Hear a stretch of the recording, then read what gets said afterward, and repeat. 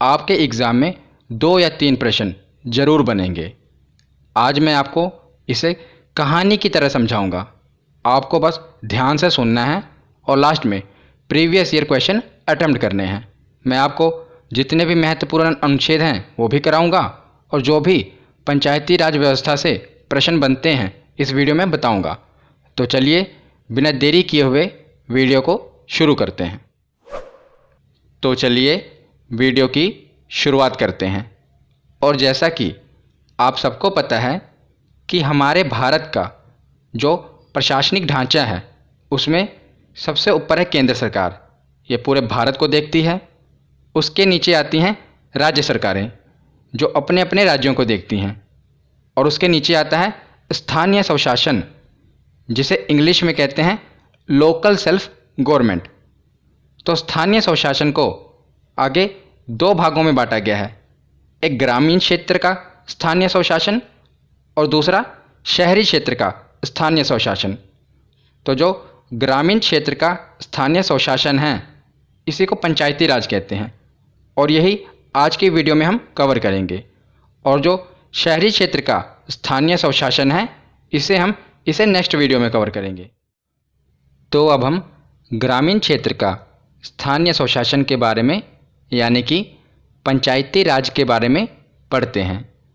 तो पहले तो हमें ये पता होना चाहिए कि स्थानीय स्वशासन की आखिर ज़रूरत क्यों पड़ी। जबकि हमारे पास केंद्र सरकार है, राज्य सरकार है, तो फिर स्थानीय स्वशासन की ज़रूरत क्यों पड़ी।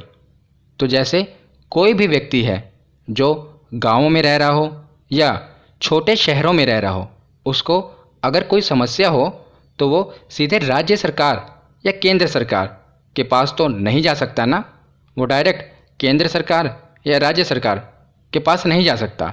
इसीलिए गाँवों में एक ऐसी व्यवस्था होनी चाहिए जिससे जो उसकी समस्या है वो गाँवों में ही उसकी समस्या का निपटारा किया जा सके।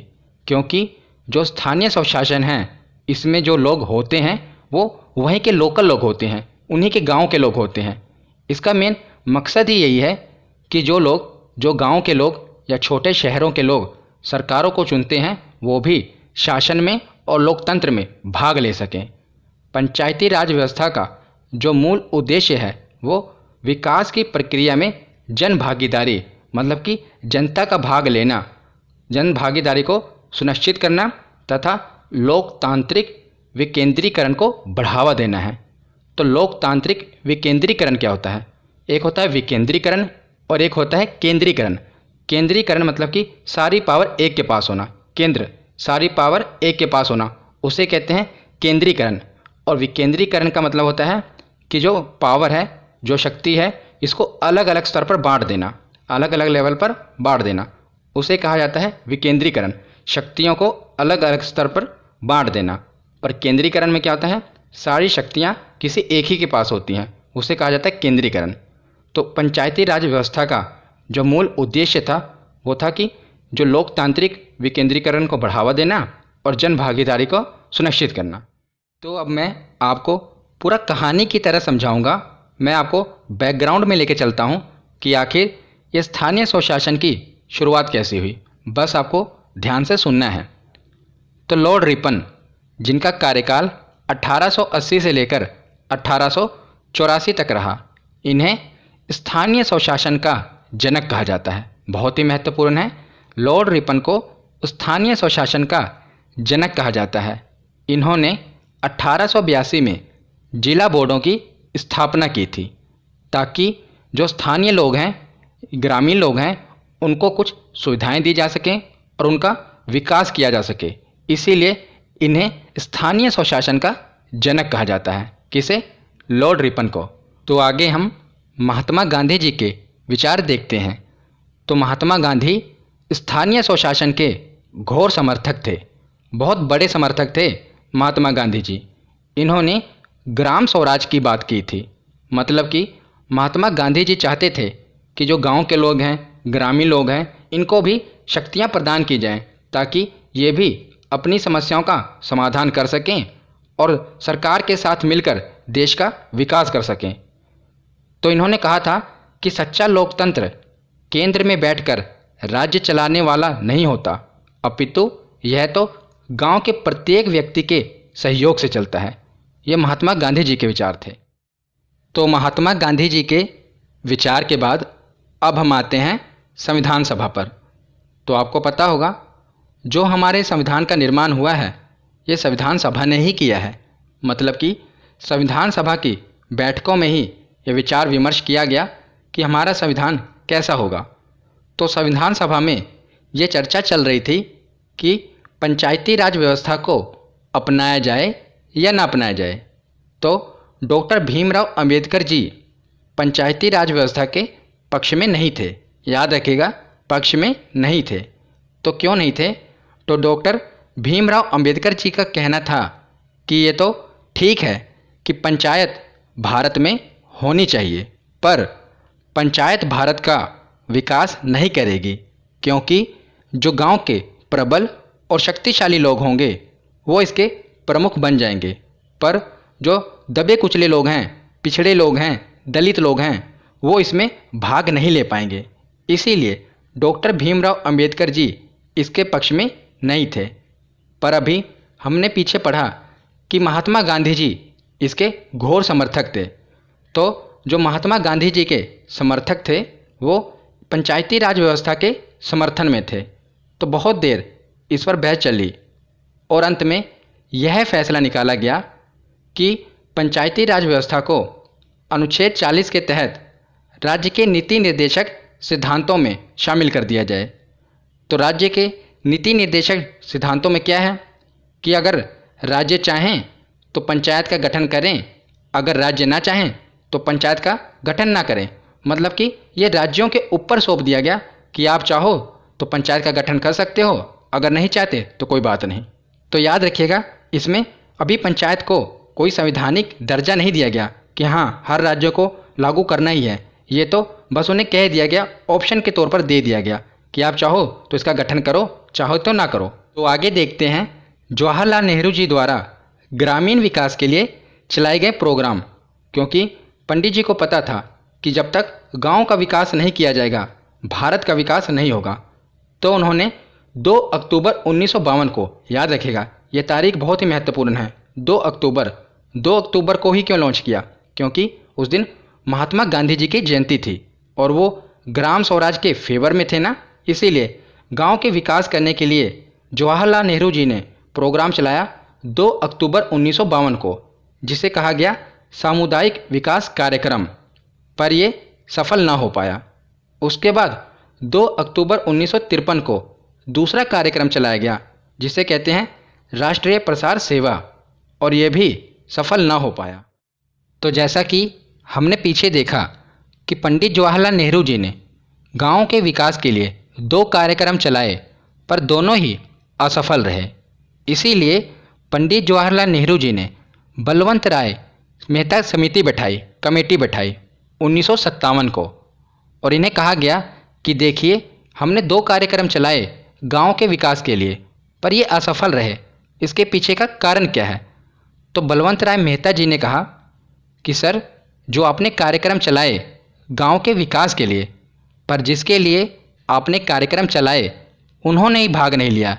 यानी कि जनता के लिए आपने कार्यक्रम चलाए पर जनता ने ही इसमें भाग नहीं लिया, इसीलिए ये कार्यक्रम असफल रहे।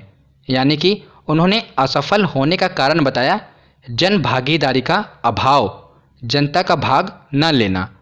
और उन्होंने सुझाव दिया कि लोकतांत्रिक विकेंद्रीकरण को अपनाना चाहिए। विकेंद्रीकरण का मतलब मैंने आपको पीछे बताया कि जो शक्तियां हैं इन्हें अलग अलग स्तर पर बांट देना चाहिए। शक्तियों को किसी एक के पास नहीं रखना चाहिए। मतलब कि पहले केंद्र सरकार ही जो कार्यक्रम चला रही थी ऊपर से चला रही थी, नीचे जनता भाग नहीं ले रही थी। इन्होंने कहा इसका लोकतांत्रिक विकेंद्रीकरण करना चाहिए, जनता के पास भी ये पावर देनी चाहिए। तो इसीलिए बलवंत राय मेहता को भारत के पंचायती राज व्यवस्था का वास्तुकार कहा जाता है, बहुत ही महत्वपूर्ण है। और लोकतांत्रिक विकेंद्रीकरण का जनक भी BR मेहता यानी कि बलवंत राय मेहता को ही कहा जाता है। दोनों ही याद रखिएगा। तो उसके बाद बलवंत राय मेहता जी ने त्रिस्तरीय पंचायती राज व्यवस्था का भी सुझाव दिया। इन्होंने कहा कि 3 स्तरों पर पंचायती राज व्यवस्था अपनानी चाहिए। पहला, ग्राम स्तर पर ग्राम पंचायत, विलेज लेवल पर ग्राम पंचायत, और दूसरा ब्लॉक स्तर पर पंचायत समिति। ब्लॉक स्तर मतलब कि बहुत सारे गांव का समूह, उसे ब्लॉक कहते हैं, उसमें पंचायत समिति होनी चाहिए।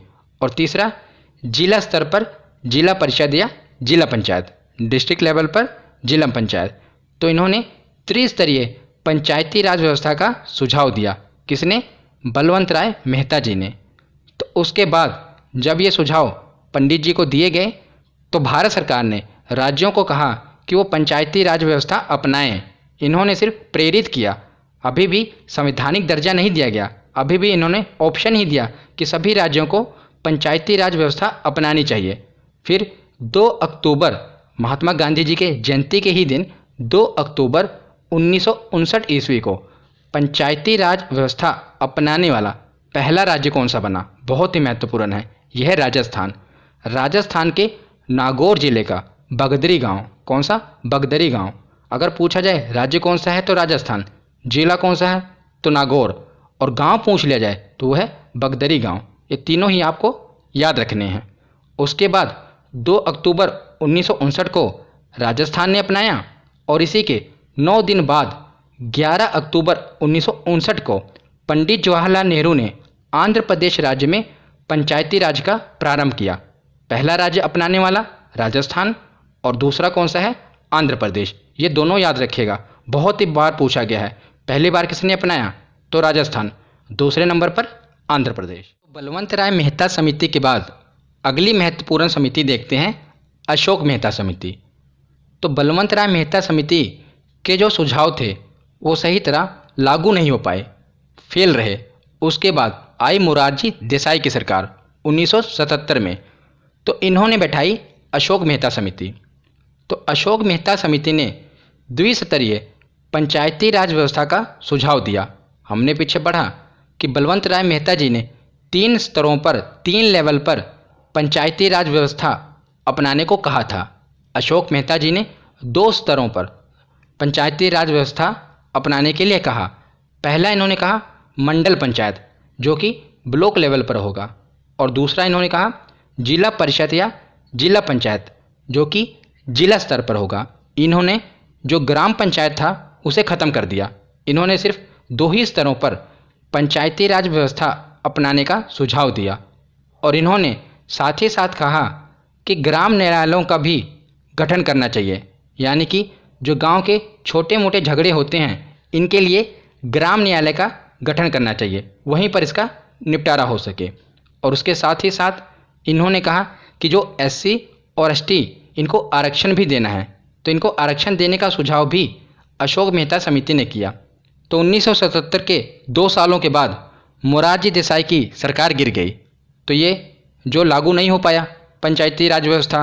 उसके बाद एक अगली समिति आई, GVK राव समिति 1985 में। ये इतनी महत्वपूर्ण नहीं है, बस पता होना चाहिए आपको कि एक समिति है, ये भी कौन सी? GVK राव समिति। उसके बाद आई LM सिंघवी समिति, ये महत्वपूर्ण है, 1986 में। इस समय राजीव गांधी की सरकार है, तो इन्होंने भी एक समिति बैठाई पंचायती राज व्यवस्था के लिए। तो इन्होंने कहा सिंघवी समिति ने, जब तक पंचायती राज व्यवस्था को संवैधानिक दर्जा नहीं दे दिया जाता तब तक ये पूरी तरह लागू नहीं हो पाएगी, सफल नहीं हो पाएगी। क्योंकि अभी हमने पीछे पढ़ा कि राज्यों के नीति निर्देशक सिद्धांत में तो इसे डाला गया था, पर इसमें राज्यों को बाध्य नहीं किया गया ना, राज्यों को ऑप्शन दे दिया गया कि आपको अपनाना है तो अपनाइए, नहीं अपनाना तो ना अपनाइए। पर जब तक इसे संवैधानिक दर्जा नहीं दे दिया जाता, उन्हें बाध्य नहीं किया जाता कि आपको इसे अपनाना ही पड़ेगा, पंचायती राज व्यवस्था का गठन करना ही पड़ेगा, तब तक ये सफल नहीं हो पाएगा, गांव का विकास नहीं हो पाएगा। तो इन्होंने, याद रखिएगा, पूछा जाएगा कि पंचायती राज व्यवस्था को संवैधानिक दर्जा देने का सुझाव किस समिति ने किया? तो LM सिंघवी समिति ने किया। और इन्होंने भी त्रिस्तरीय पंचायती राज व्यवस्था का ही सुझाव दिया। और इन्होंने भी ग्राम न्यायालय का गठन का सुझाव दिया, और साथ ही साथ चुनाव कराने के लिए जो पंचायती राज होगा उसमें जो चुनाव होगा उसके लिए राज्य चुनाव आयोग के गठन का भी सुझाव दिया। एल एम सिंघवी समिति ने। तो हमने देखा कि बलवंत राय मेहता जी ने 3 स्तरीय पंचायती राज व्यवस्था का सुझाव दिया, अशोक मेहता ने 2 स्तरीय, एल एम सिंघवी ने 3 स्तरीय। तो ये एग्ज़ाम में पूछा जाता है, 3 स्तरीय तो कॉमन है कि 2 स्तरीय राज्य व्यवस्था का सुझाव किसने दिया। तो आपको याद कैसे करना है, देखिए बलवंत राय मेहता, आपको इसका शॉर्ट में लिखना है BRM, बलवंत राय मेहता, 3 वर्ड हैं तो 3 स्तरीय पंचायती राज व्यवस्था का सुझाव इन्होंने दिया। दूसरा है अशोक मेहता, AM, अशोक मेहता, तो 2 वर्ड हैं तो 2 स्तरीय पंचायती राज व्यवस्था का सुझाव इन्होंने दिया। और तीसरा है LM सिंघवी, LMS, तो इन्होंने भी 3 स्तरीय पंचायती राज व्यवस्था का सुझाव दिया। तो जब भी आपसे ये पूछा जाए कि 2 स्तरीय पंचायती राज व्यवस्था का सुझाव किसने दिया, तो आपके दिमाग में आ जाना चाहिए कि 2 वर्ड का कौन सा है, AM, अशोक मेहता, तो अशोक मेहता ने दिया। तो LM सिंघवी समिति ने अपना ये विचार दे दिया कि जब तक पंचायती राज संस्थाओं को संवैधानिक दर्जा नहीं दिया जाएगा तब तक गांव का विकास नहीं होगा। तो उसके बाद राजीव गांधी जी ने एक और कमेटी बैठाई, PK थुंगन समिति, 1989 में, और इस समिति ने भी अपना वही विचार दिया कि जो पंचायत हैं, पंचायतों को संवैधानिक दर्जा प्रदान किया जाए। तो फिर आखिर में राजीव गांधी जी ने बात मान ली और 1989 में राजीव गांधी जी द्वारा 64वां संविधान संशोधन विधेयक संसद में पेश किया गया कि हमें पंचायती राज व्यवस्था को अपनाना है। फिर लोकसभा ने तो इसको पारित कर दिया क्योंकि लोकसभा में बहुमत था, पर राज्यसभा ने इसे पारित नहीं किया और यह विधेयक कानून नहीं बन पाया। उसके बाद राजीव गांधी जी की सरकार चली गई। तो अब आई PV नरसिम्हा राव जी की सरकार और इन्होंने 73वां संविधान संशोधन विधेयक संसद में पेश कर दिया और 22 दिसंबर 1992 को यह लोकसभा से पारित हो गया और उसके अगले ही दिन 23 दिसंबर को यह राज्यसभा से भी पारित हो गया और 20 अप्रैल 1993 को, याद रखिएगा 1993, हमने पीछे बढ़ा 1992 में ही ये लोकसभा और राज्यसभा में पारित हो गया। दिसंबर चल ही रहा था, आखिरी था, और उसके बाद 20 अप्रैल 1993 को राष्ट्रपति जी ने भी इस पर हस्ताक्षर कर दिए और उसके बाद यह कानून बन गया। अब तो राज्यों को मानना ही पड़ेगा ना, क्योंकि अब ये कानून बन चुका है। तो 24 अप्रैल 1993 को यह पूरे देश में लागू हो गया। याद रखिएगा 24 अप्रैल 1993 को। इसीलिए 24 अप्रैल के दिन राष्ट्रीय पंचायती दिवस मनाया जाता है 24 अप्रैल को, क्योंकि इसी दिन पंचायती राज व्यवस्था को लागू किया गया था, कानून बन गया था ना ये, इसीलिए 24 अप्रैल को राष्ट्रीय पंचायती दिवस मनाया जाता है। ये पूछा जाता है, ध्यान से याद रखिएगा। तो आगे देखते हैं कि जो 73वां संविधान संशोधन था, जो PV नरसिम्हा राव जी द्वारा ये बिल रखा गया और ये पास हो गया और कानून बन गया। तो अब हर राज्य को यह कानून मानना पड़ेगा। अब हर राज्य बाध्य है कि उसे ये कानून मानना पड़ेगा और अपने अपने राज्यों में पंचायती राज व्यवस्था का गठन करना पड़ेगा। तो 73वें संविधान संशोधन के द्वारा अब पंचायती राज व्यवस्था को भाग 9 में अनुच्छेद 243 से लेकर अनुच्छेद 243 ओ तक इसे शामिल कर दिया गया। पंचायती राज व्यवस्था को यह प्रावधान जोड़ दिया गया और संविधान में 11वीं अनुसूची जोड़ी गई। इसके तहत पंचायतों के अंतर्गत 29 विषयों की सूची की व्यवस्था की गई। मतलब कि पंचायतों को 29 विषयों पर अधिकार दे दिया गया, जैसे कि सड़कें बनानी हैं, नालियां बनवानी हैं, पशुपालन को बढ़ावा देना है। ये 29 विषयों का अधिकार पंचायतों को दे दिया गया। संविधान की 11वीं अनुसूची में ये प्रावधान जोड़ दिया गया। और जो पंचायती राज व्यवस्था है जो हमने अपनाई है, ये त्रिस्तरीय ढांचे का प्रावधान किया गया, जो कि बलवंत राय मेहता जी ने सुझाया था। त्रिस्तरीय ढांचा कौन कौन सा? विलेज लेवल पर ग्राम पंचायत, ब्लॉक लेवल पर पंचायत समिति और जिला लेवल पर जिला पंचायत। और ग्राम पंचायती राज व्यवस्था के प्रत्येक स्तर में 1/3 महिलाओं का आरक्षण की व्यवस्था भी की गई, यानी कि कम से कम पंचायत में 1/3 महिला इनका आरक्षण कर दिया गया। इससे ज़्यादा हो सकता है, पर कम से कम 1/3 महिलाओं का आरक्षण रहेगा। और इसका जो कार्यकाल है पंचायतों का जो कार्यकाल है ये 5 वर्ष का निर्धारण कर दिया गया। और अगर 5 वर्षों से पहले भी पंचायत विघटित हो जाती है, इसका विघटन हो जाता है, तो 6 महीनों के अंदर चुनाव करवाना पड़ेगा। और ये जिम्मेदारी राज्य सरकार को दे दी गई कि राज्य सरकार को 6 महीने के अंदर चुनाव करवाना ही पड़ेगा, अगर 5 साल से पहले ही पंचायत विघटित हो जाती है तब। और पंचायत आगे यही लिखा है कि पंचायत भंग होने पर 6 माह के अंदर निर्वाचन होगा। और एससी और एसटी को जनसंख्या के अनुपात में आरक्षण देने का प्रावधान कर दिया गया पंचायतों में। आगे हम इसे अनुच्छेद में भी पढ़ेंगे। अभी मैं आपको बता रहा हूँ कि जो 73वां संविधान संशोधन आया, इसके तहत कौन कौन से प्रावधान जोड़े गए। तो एससी और एसटी को जनसंख्या के अनुपात में आरक्षण देने का प्रावधान भी कर दिया गया, किसमें? पंचायतों में। और ओबीसी के आरक्षण को राज्य विधानमंडल के ऊपर छोड़ दिया गया कि अगर राज्य विधानमंडल चाहेगी तो ओबीसी का आरक्षण वो रख भी सकती है, ओबीसी का आरक्षण कर सकती है, अगर वो चाहे तो नहीं भी कर सकती। ये निर्णय राज्य विधानमंडल के ऊपर छोड़ दिया गया।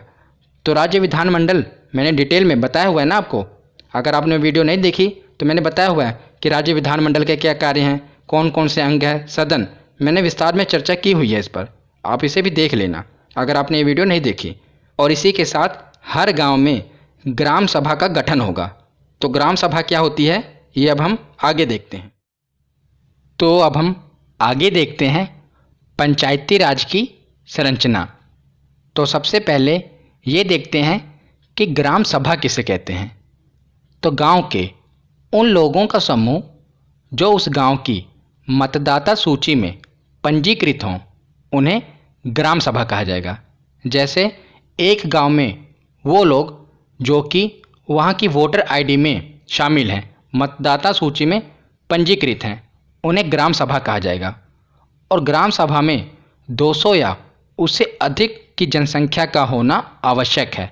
मान लीजिए एक गांव में जो लोग हैं जो कि 18 साल से ऊपर हो चुके हैं और उनकी अभी मतदाता सूची में वो पंजीकृत हैं और उनकी संख्या 200 से कम है, तब दूसरे गांव को भी शामिल कर लिया जाएगा और उनके भी जो मतदाता सूची में पंजीकृत हैं उन लोगों को भी एक ही ग्राम सभा का कहा जाएगा, क्योंकि 200 से अधिक संख्या का होना आवश्यक है। अगर एक गांव में 200 से कम लोग जो कि मतदाता सूची में पंजीकृत हैं वो 200 से कम हैं तो वो ग्राम सभा नहीं कहलाएगी।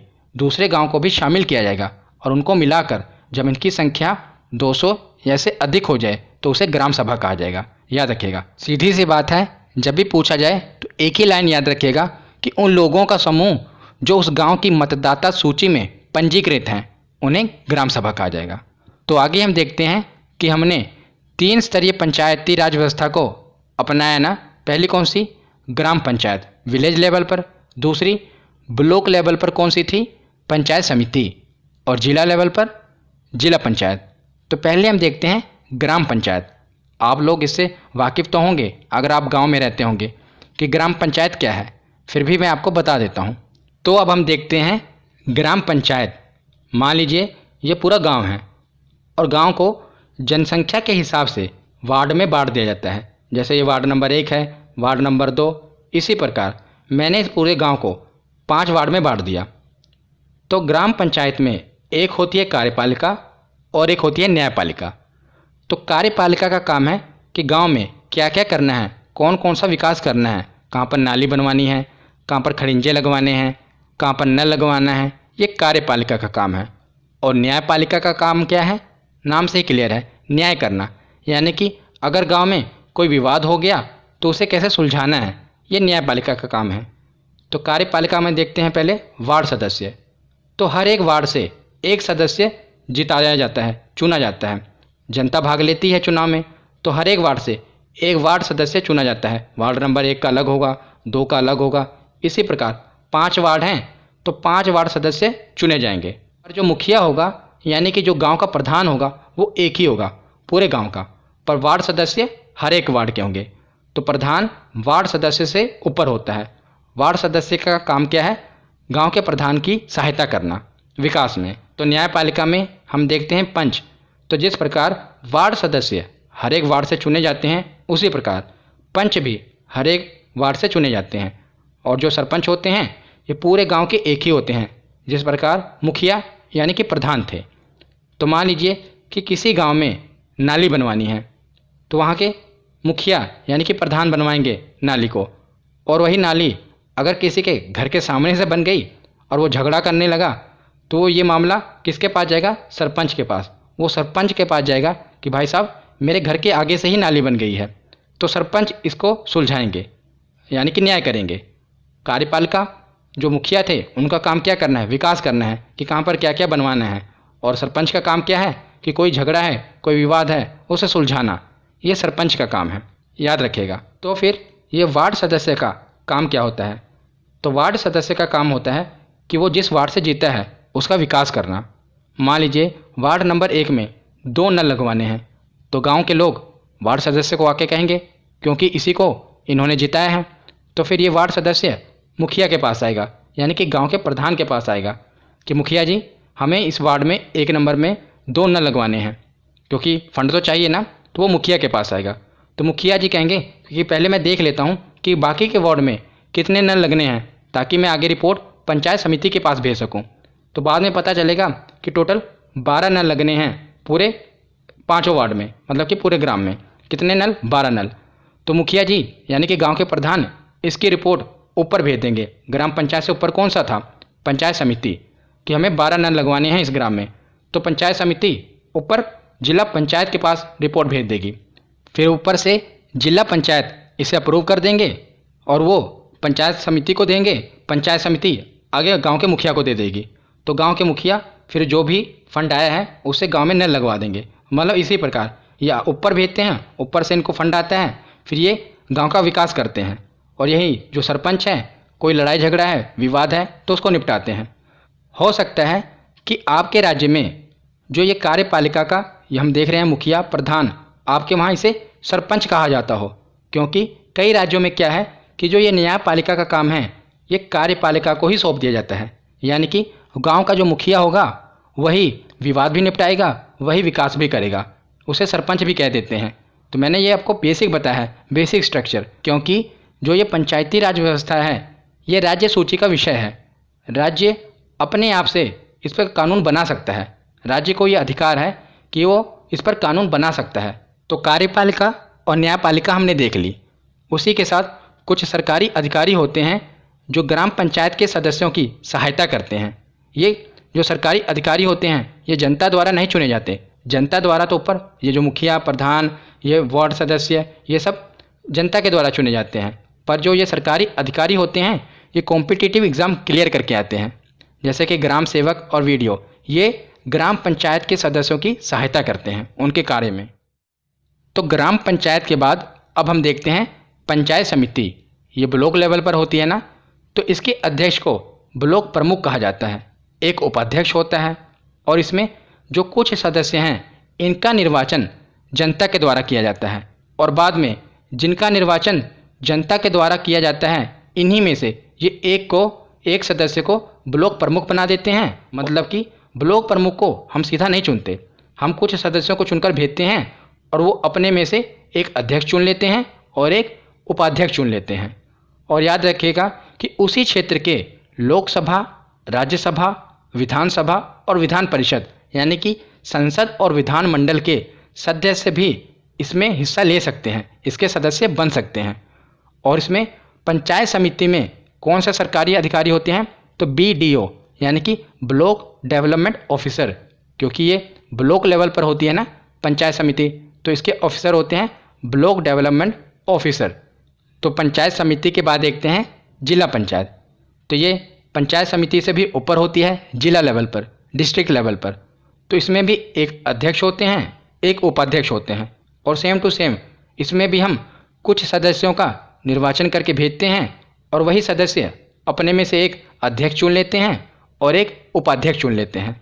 और उस क्षेत्र के लोकसभा, राज्यसभा, विधानसभा और विधान परिषद के सदस्य भी इसका हिस्सा हो सकते हैं। मैंने आपको पीछे बताया जैसे पंचायत समिति में, उसी प्रकार जिला पंचायत में भी। और जो इसके सरकारी अधिकारी होते हैं उनको CEO कहा जाता है, यानी कि चीफ एग्जीक्यूटिव ऑफिसर। तो हमने ग्राम पंचायत, पंचायत समिति और जिला पंचायत, इसकी कुछ बेसिक संरचना देख ली कि ये किस प्रकार होते हैं। तो अब हम अनुच्छेद 243 से लेकर 243 ओ तक इसे पढ़ लेते हैं, क्योंकि अभी हमने पीछे पढ़ा ना कि 73वें संविधान संशोधन के अंतर्गत कुछ प्रावधान 243 से लेकर 243 ओ तक शामिल किए गए हैं, उसे ही हमें पढ़ना है। हमने इसे पीछे से पढ़ लिया, बस इसे अब अनुच्छेद में बताया गया है, इसे भी हम थोड़ा पढ़ लेते हैं, पता होना चाहिए। तो अनुच्छेद 243 में क्या बताया गया है, तो जैसे कि पंचायती राज व्यवस्था है, तो शुरू में अगर कोई भी अनुच्छेद होगा तो उसमें क्या बताया जाएगा, उसकी परिभाषाएं बताई जाएंगी कि जिला किसे कहते हैं, ग्राम सभा किसे कहते हैं, गांव किसे कहते हैं, इसकी परिभाषाएं अनुच्छेद 243 में बताई गई हैं। ठीक है, याद रखिएगा, कोई भी चीज़ शुरू होगी तो पहले उसकी डेफिनेशन बताई जाएगी ना, तो इसी प्रकार अनुच्छेद 243 में डेफिनेशंस हैं। और उसके अगला अनुच्छेद 243 ए, इसमें ग्राम सभा के बारे में बताया गया है। तो ग्राम सभा क्या होती है मैंने आपको पीछे बता दिया। तो पहले परिभाषाएं होगी, उसके बाद जाहिर सी बात है बताया जाएगा कि कौन से लोग भाग लेंगे, तो ग्राम सभा के बारे में बताया गया। तो ग्राम सभा के बाद अनुच्छेद 243 बी, इसमें बताया गया है कि पंचायतों का गठन कैसे होगा। तो गठन कैसे होगा, हमने पीछे पढ़ा कि पंचायती जो संस्थाएं हैं ये 3 स्तरों पर होगी। कौन कौन से, ग्राम स्तर पर ग्राम पंचायत, ब्लॉक स्तर पर पंचायत समिति और जिला स्तर पर जिला पंचायत, 3 स्तरीय होगी। पर याद रखिएगा कि जिन राज्यों की जनसंख्या 20 लाख से कम है वहाँ पर ये 2 स्तरीय ही हो सकती हैं, मतलब कि उन्हें 3 स्तरीय ये बाध्य नहीं है कि वो 3 स्तर पर रखें, वो 2 स्तरीय भी रख सकते हैं। तो इसमें से कौन सा हटाया जाएगा, ग्राम पंचायत होगी और जिला पंचायत होगी। जो मध्य में है ब्लॉक लेवल पर, इसे हटा दिया जाएगा। तो द्विस्तरीय हो सकती है जब जनसंख्या 20 लाख से कम हो। राज्य की बात की जा रही है, राज्य में। अनुच्छेद 243 बी के बाद आगे है अनुच्छेद 243 सी, इसमें पंचायतों की संरचना है, हमने पीछे पढ़ ही लिया, ग्राम पंचायत, पंचायत समिति और तीसरा कौन सा, जिला परिषद या जिला पंचायत। तो पंचायतों की संरचना है 243 सी में। पहले डेफिनेशन आई, फिर कौन कौन से लोग भाग लेंगे, ग्राम सभा वाले, 18 साल से ऊपर वाले लोग।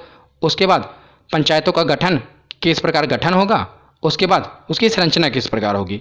इस प्रकार आप इसको पढ़े, याद रहेगा। उसके बाद अनुच्छेद 243 डी, इसमें स्थानों का आरक्षण, मतलब कि किन किन लोगों को आरक्षण मिलेगा, ये भी हमने पीछे पढ़ लिया। एससी और एसटी का आरक्षण जनसंख्या के अनुपात में होगा। महिलाओं को कम से कम 1/3 आरक्षण देना ही पड़ेगा। और ओबीसी का आरक्षण राज्य विधानमंडल के ऊपर छोड़ दिया गया कि अगर राज्य विधानमंडल चाहे तो ओबीसी को आरक्षण दे सकती है और ना चाहे तो नहीं दे सकती, ये उनके ऊपर निर्णय छोड़ दिया गया, याद रखिएगा। अगला है अनुच्छेद 243 ए, इसमें कार्यकाल के बारे में बताया गया है। तो पंचायत का कार्यकाल सामान्यतः 5 वर्ष का होता है, पर अगर 5 वर्ष से पहले ही पंचायत का विघटन हो जाए तो राज्य सरकार को 6 महीने के अंदर जो चुनाव है वो कराना अनिवार्य है। कितने महीने के अंदर, 6 महीने के अंदर, ये राज्य सरकार को सौंपा गया है। और उसके बाद है अनुच्छेद 243 एफ, इसमें सदस्यों की योग्यता बताई गई है कि जो ये सदस्य भाग लेंगे चुनाव में, इनकी योग्यता क्या है। तो इसमें बताया गया है कि जो पंचायत का सदस्य है इसकी बनने की न्यूनतम आयु 21 वर्ष है। याद रखिएगा, ये पूछा जाता है कि पंचायत का सदस्य बनने के लिए न्यूनतम आयु कितनी होनी चाहिए, तो ये 21 वर्ष होनी चाहिए। और ये जो योग्यता है इसमें संशोधन करने का अधिकार राज्यों के विधानमंडल को है। तो राज्यों के विधानमंडल, हर एक राज्यों की विधानमंडल को ये अधिकार है कि वो अपने यहाँ के पंचायतों का जो है वहाँ की योग्यता का संशोधन कर सकती हैं। क्योंकि मैंने आपको पीछे बताया कि जो ये पंचायतों का गठन है, ये जो पूरी पंचायती राज व्यवस्था है, इसे राज्य सूची में शामिल किया गया है। ये राज्य सूची का विषय है, मतलब कि राज्य इन पर कानून बना सकते हैं। अब हम देखते हैं अनुच्छेद 243 जी। हमने पीछे देख लिया कि पहले परिभाषा आएगी, फिर कौन से लोग भाग लेंगे, ग्राम सभा, उसके बाद संरचना, गठन, ये सब हमने पढ़ लिया। आरक्षण, क्या योग्यता होनी चाहिए। अब हम देख रहे हैं कि जो पंचायत बनेगी उनकी क्या शक्तियाँ होंगी, क्या अधिकार होंगे, क्या उत्तरदायित्व होगा। ये अनुच्छेद 243 जी में बताया गया है। तो इसमें यही बताया गया है जो टोटल 29 विषय हैं वही उनके अधिकार हैं, वही उनको काम करना है। तो उसके बाद है अनुच्छेद 243 एच, इसमें पंचायती संस्थाओं को कर लगाने का भी अधिकार है। तो वो टैक्स भी लगा सकते हैं। जैसे कोई सड़क बनवाई है उन्होंने, तो वो लोगों से कर ले सकते हैं, क्योंकि अगर इनके पास पैसा होगा तो वो गांव के विकास के लिए खर्च कर सकते हैं। तो आगे है अनुच्छेद 243I। इसमें राज्य वित्त आयोग के गठन का वर्णन है। और राज्य वित्त आयोग का गठन कौन करेगा? तो उस राज्य का राज्यपाल करेगा। तो राज्य वित्त आयोग देखेगा कि कितना पैसा देना है पंचायतों को, और जो टैक्स लगा रही हैं पंचायती संस्थाएं, ये कितना लगाना है, कहाँ लगाना है, नहीं लगाना, ये सब जो मतलब कि पैसों से रिलेटेड है, ये राज्य वित्त आयोग का काम है। तो वैसे भी आप इसे याद रख सकते हैं। आय से क्या होता है? इनकम, रिलेट कर लेना आय से इनकम, तो इनकम के रिलेटेड राज्य वित्त आयोग का काम है। उसके आगे देखते हैं अनुच्छेद 243J। इसमें है कि पंचायतों के लेखाओं की संपरीक्षा, यानी कि जो राज्य विधानमंडल है उसके पास शक्ति है कि वो पंचायतों के लेखा जोखा देख सकती है, जांच कर सकती है। उस राज्य के विधानमंडल के पास शक्ति है, लेखा जोखा देख सकती है। लेखा और जोखा, जैसे जोखा हो सकता है ना, रिलेट आप कर सकते हैं, लेखा जोखा। उसके आगे है अनुच्छेद 243K। तो पंचायतों के लिए निर्वाचन आयोग का गठन, यानी कि जो पंचायतों का चुनाव होगा ये कौन कराएगा? राज्य निर्वाचन आयोग, याद रखेगा, राज्य निर्वाचन आयोग। तो आगे है अनुच्छेद 243L। इसमें क्या है कि संघ राज्य क्षेत्रों को लागू होना। तो इसमें यही बताया गया है कि जो पंचायती राज व्यवस्थाएं हैं ये कहाँ पर लागू होंगी और कहाँ पर नहीं होंगी, ये इसे अगले अनुच्छेद में बताया गया है। तो एल से लागू होना, रिलेट कर लेना, लागू होना ना, एल से लागू होना, और एम से मना, मतलब कि कहाँ पर नहीं होगा। तो कुछ क्षेत्रों में लागू नहीं होगा। तो कुछ जनजातीय क्षेत्र हैं जहाँ पर पंचायती व्यवस्थाएं लागू नहीं होती, जैसे नागालैंड, मेघालय और मिजोरम। और मणिपुर के भी कुछ पर्वतीय क्षेत्र हैं, वहाँ पर ये पंचायती राज व्यवस्थाएं लागू नहीं होती। और साथ ही साथ पश्चिम बंगाल में दार्जिलिंग जिला है, वहाँ के भी पर्वतीय क्षेत्रों पर ये लागू नहीं होती। तो कुछ जनजातीय क्षेत्रों पर ये पंचायती राज व्यवस्थाएं लागू नहीं होती। उसके आगे है अनुच्छेद 243N। तो इसमें क्या है कि विद्यमान विधियों और पंचायतों का बना रहना, मतलब कि विधि यानी कि जो भी कानून है वो जो पंचायती राज व्यवस्थाएं हैं इनको फॉलो करना पड़ेगा, ये इसमें बताया गया है। तो अगला अनुच्छेद है अनुच्छेद 243O। इसमें क्या कहा गया है कि निर्वाचन संबंधी मामलों में न्यायालय का हस्तक्षेप वर्जित है, कि जो निर्वाचन संबंधी मामले हैं उसमें न्यायालय हस्तक्षेप नहीं कर सकता। मान लीजिए जब ग्राम पंचायत का चुनाव होता है, तो मान लीजिए किसी गांव में इस बार महिला की सीट आई होता है ना कि महिला की सीट आ जाए, आरक्षण मैंने आपको बताया कि 1/3 कम से कम महिलाओं को तो आरक्षण है ही। तो किसी गांव में ग्राम पंचायत के चुनाव में इस बार महिला का आरक्षण हो, महिला की सीट हो वहाँ पर, तो कोई पुरुष जाकर न्यायालय में ये नहीं कह सकता कि मुझे भी तो अधिकार है चुनाव लड़ने का, मैं क्यों नहीं लड़ पा रहा, क्योंकि जो ये निर्वाचन संबंधी मामले हैं इसमें न्यायालय भी हस्तक्षेप नहीं कर सकती। ये अनुच्छेद 243O में कहा गया है। तो पहला प्रश्न है कि 73वां संविधान संशोधन किससे संबंधित है? तो ये हमने पढ़ा ही कि पंचायती राज प्रणाली से संबंधित है ये। अगला प्रश्न है कि 73वें संविधान संशोधन द्वारा 11वीं अनुसूची में पंचायती राज संस्थाओं को कितने कार्य सौंपे गए हैं? तो कितने विषय पर उनको अधिकार है? तो 29 विषय। अगला प्रश्न है कि 73वें संविधान संशोधन के अनुसार पंचायती राज संस्थाओं में अध्यक्ष के कम से कम कितने पद महिलाओं के लिए आरक्षित किए गए हैं? तो कितने पद आरक्षित किए गए हैं? तो 1/3। अगला प्रश्न है कि पंचायत के विघटन के उपरांत निम्नलिखित में से कौन सी समय अवधि पर नए चुनाव कराने हेतु सही हैं? तो कितने महीने के अंदर चुनाव कराने आवश्यक हैं? तो 6 महीने के अंदर चुनाव करा लेने आवश्यक है। अगला प्रश्न है कि पंचायती राज प्रथम प्रवर्तित किया गया, मतलब कि जो पंचायती राज व्यवस्था थी ये सबसे पहले कौन से राज्य ने अपनाई थी? तो कौन से राज्य ने? राजस्थान। अगर जिला पूछ लिया जाता है तो नागौर जिला। अगला प्रश्न है कि निम्नलिखित में से कौन पंचायती राज संस्था नहीं है? तो जिला परिषद ये भी है, पंचायत समिति भी है, ग्राम पंचायत भी है, पर नगर परिषद नहीं है, ये पंचायत राज संस्था का अंग नहीं है।